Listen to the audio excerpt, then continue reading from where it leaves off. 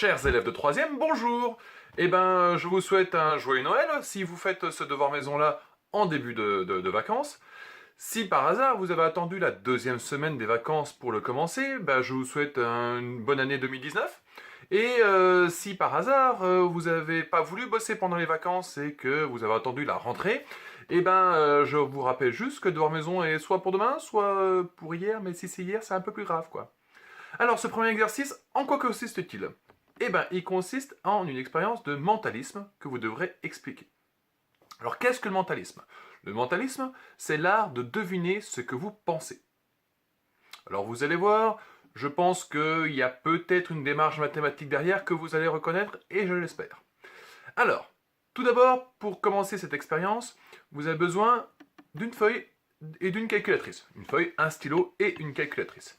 Donc, bah écoutez, vous mettez sur pause et puis on se retrouve dans 30 secondes quand vous aurez ramené la calculatrice, la feuille et le stylo. A tout de suite!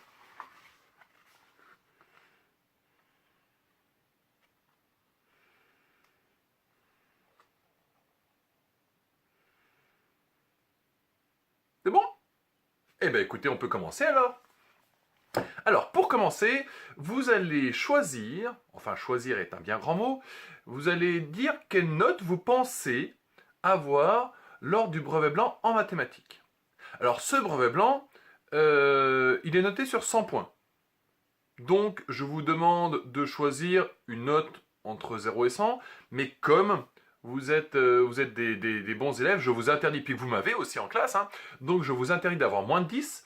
Donc, vous devez choisir une note entre, on va dire, 10 et puis 99. Voilà. 100, il y a peu de chances qu'on ait un 100, mais bon, pourquoi pas, hein, on peut imaginer. On va dire entre 10 et 99. Donc, choisissez la note que vous pensez avoir au prochain brevet blanc, donc du 14 ou 15 janvier. Et vous choisissez cette note entre 10 et 99. C'est bon, vous avez choisi? Bon. Alors maintenant, ce nombre-là, eh ben, vous allez le multiplier par 50. Ça vous fait un nouveau nombre. Bon. C'est bon? Maintenant, ce nombre-là, vous allez lui ajouter 111.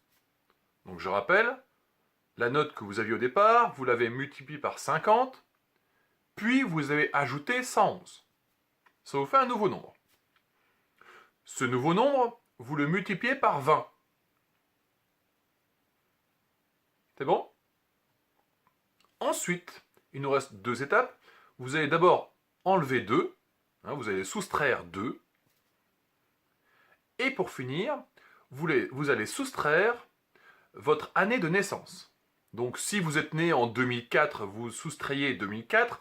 Si vous êtes né en 2008, vous soustrayez 2008. Hein, et si par hasard vous étiez né en 1783, bah, vous auriez enlevé 1783. Bon, vous seriez un petit peu vieux pour être au collège et un petit peu vieux tout court d'ailleurs. Bon.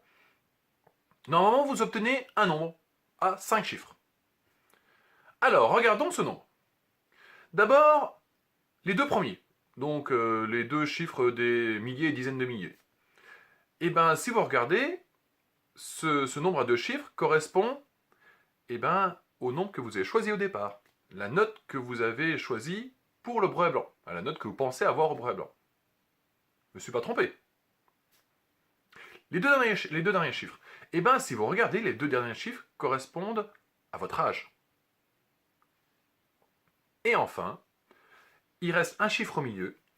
Et bien, ce chiffre au milieu, je vous annonce que c'est le mois de naissance de votre professeur de mathématiques préféré. C'est moi, ça, hein, qu'on soit d'accord. Bon. Donc, je suis né plutôt en début d'année, je pense, hein, si vous n'êtes pas planté. Et puis, dans un deuxième devoir maison, vous devrez trouver mon jour de naissance et m'offrir des gâteaux. Enfin, tout ça, on en reparlera dans un autre devoir maison. Donc, la question qui se pose, c'est pourquoi ça marche?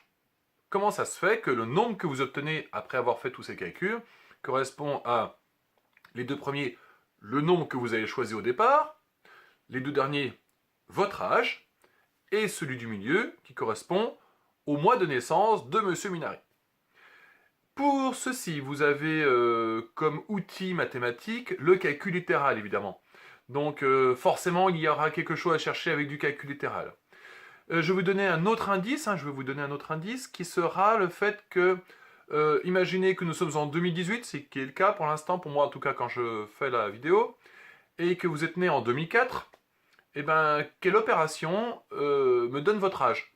Donc j'ai 2018, j'ai 2004, quelle opération me donne l'âge de la personne qui est née en 2004?